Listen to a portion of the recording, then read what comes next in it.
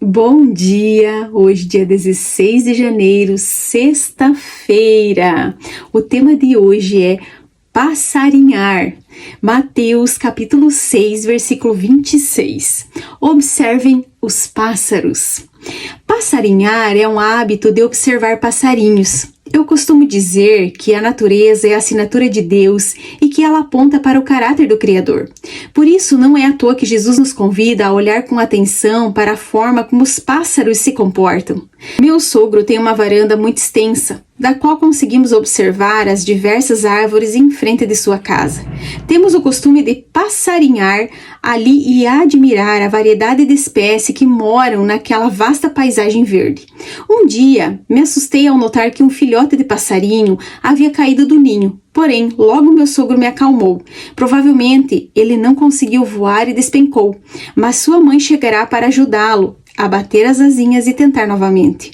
Ao ver aquilo, refleti sobre o quanto já falhei tentando realizar algo pela primeira vez. É comum que nos sintamos frustradas em meio às quedas, mas temos um Pai paciente que nos ajuda a levantar. Em várias áreas da nossa vida, ainda somos aprendizes e não devemos ter vergonha ou medo de continuar tentando. Graças à bondade do Senhor, há pessoas capazes de nos auxiliar no processo de aprendizado, e cabe a nós sermos humildes e pedirmos ajuda quando precisamos. Por mais que essa tarefa pareça simples, eu a convido a separar um tempo hoje para passarinhar. Ao observar a criação, você aprenderá sobre paciência, humildade e perseverança e, acima de tudo, compreenderá que há um Deus soberano que guarda sua vida e está sempre atento a cada necessidade sua. Mateus capítulo 16. Os fariseus e os saduceus se aproximaram de Jesus e, tentando-o, pediram-lhe que lhes mostrasse um sinal vindo do céu. Mas Jesus respondeu: chegada a tarde, vocês dizem, teremos tempo bom, porque o céu está avermelhado. E pela manhã vocês dizem, hoje teremos tempestade, porque o céu está de um vermelho sombrio. Na verdade, vocês sabem interpretar a aparência do céu. Então, como não são capazes de interpretar os sinais dos tempos? Uma geração perversa e adúltera pede um sinal, mas nenhum sinal lhe será dado, senão o de Jonas. E deixando-os, Jesus se retirou.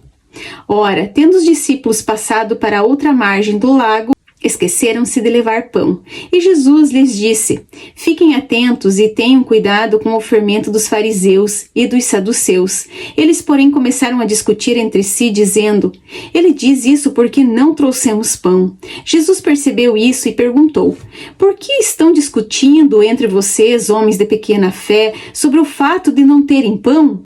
Vocês ainda não percebem, nem se lembram dos 5 pães para 5.000 homens e de quantos cestos vocês recolheram? Nem dos 7 pães para os 4.000 e de quantos cestos vocês recolheram? Como não compreendem que eu não estava falando com vocês a respeito de pães? Tenham cuidado com o fermento dos fariseus e dos saduceus. Então entenderam que Jesus lhes tinha dito que tivesse cuidado não com o fermento usado no pão, mas com a doutrina dos fariseus e saduceus. Indo Jesus para a região de Cesareia de Filipe, perguntou a seus discípulos: quem os outros dizem que é o Filho do Homem? E eles responderam: uns dizem que é João Batista, outros dizem que é Elias e outros dizem que é Jeremias ou um dos profetas. Ao que Jesus perguntou: e vocês, quem dizem que eu sou? Respondendo, Simão Pedro disse: o Senhor é o Cristo, Filho do Deus vivo. Então Jesus lhe afirmou: bem-aventurado é você, Simão Bar-Jonas, porque não foi carne e sangue que revelaram isso a você, mas meu Pai que está nos céus. Também eu lhes digo que você é Pedro, e sobre esta pedra edificarei a minha igreja, e as portas do inferno não prevalecerão contra ela. Eu lhes darei a chave do reino dos céus. O que você ligar na terra será ligado nos céus, e o que você desligar na terra terá sido desligado nos céus. Então Jesus ordenou aos discípulos que não dissessem a ninguém que ele era o Cristo. Desde esse tempo, Jesus começou a mostrar aos seus discípulos que era necessário que ele fosse para Jerusalém, sofresse muitas coisas nas mãos dos anciões, dos principais sacerdotes e dos escribas, fosse morto e no terceiro dia ressuscitasse. Então Pedro, chamando-o à parte, começou a repreendê-lo, dizendo: Que Deus não permita, Senhor, isso de modo nenhum irá lhe acontecer. Mas Jesus, voltando-se, disse a Pedro: Saia da minha frente, Satanás. Você é para mim uma pedra de tropeço, porque não leva em consideração as coisas de Deus, e sim a dos homens. Então Jesus disse aos seus discípulos: Se alguém quer vir após mim, negue-se a si mesmo, tome a sua cruz e siga-me. Pois quem quiser salvar a sua vida a perderá, e quem perder a sua vida por minha causa, esse a achará. De que adianta uma pessoa ganhar o mundo inteiro e perder a sua alma? Ou que dará uma pessoa em troca de sua alma? Porque o Filho do Homem há de vir na glória de seu Pai, com os seus anjos, e então retribuirá a cada um conforme as suas obras.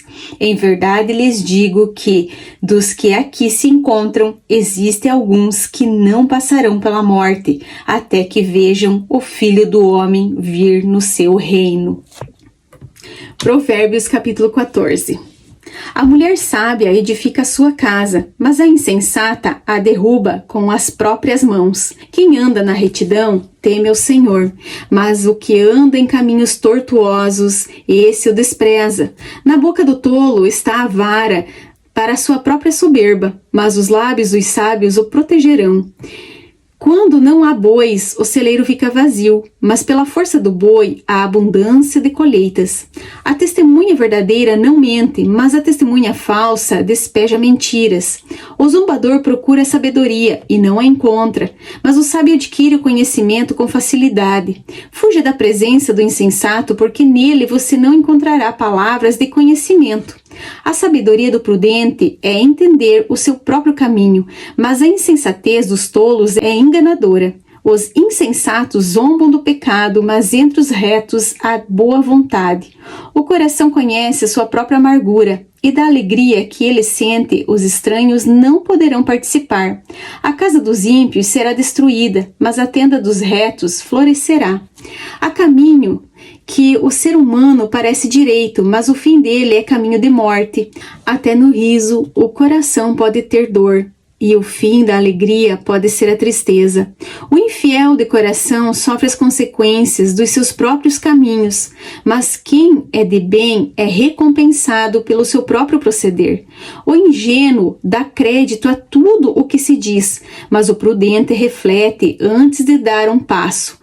O sábio é cauteloso e se desvia do mal, mas o tolo é afoito e se dá por seguro.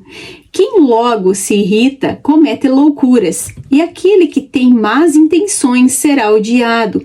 Os ingênuos herdam a tolice, mas os prudentes se coroam de conhecimento. Os maus se inclinarão diante dos bons, e os ímpios farão súplicas junto às portas do justo. O pobre é odiado até pelo seu vizinho, mas o rico tem muitos amigos. Quem despreza o seu vizinho peca, mas o que se compadece dos pobres é feliz. Por acaso não se afastam do caminho os que planejam o mal? Mas haverá amor e fidelidade para os que planejam o bem. Em todo trabalho há proveito, meras palavras, porém, levam à pobreza.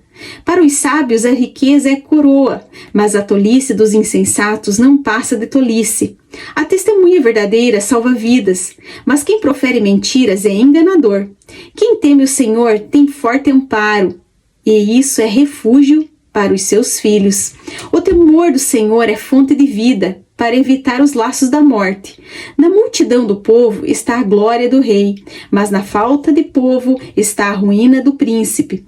Quem tarda em irar-se é grande em entendimento, mas o que facilita perde a calma, faz um elogio à loucura. O ânimo sereno é a vida do corpo, mas a inveja é a podridão dos ossos. Quem oprime o pobre insulta aquele que o criou, mas o que se compadece do necessitado honra a Deus. O ímpio é derrubado pela sua maldade, mas o justo até na morte tem esperança. No coração do prudente repousa a sabedoria, Mas o que há no interior dos tolos logo se manifestará. A justiça é a glória da nação, mas o pecado é a vergonha dos povos. O servo prudente recebe o favor do rei, mas o que causa vergonha é objeto de furor. Glória a Deus, Deus abençoe e até amanhã.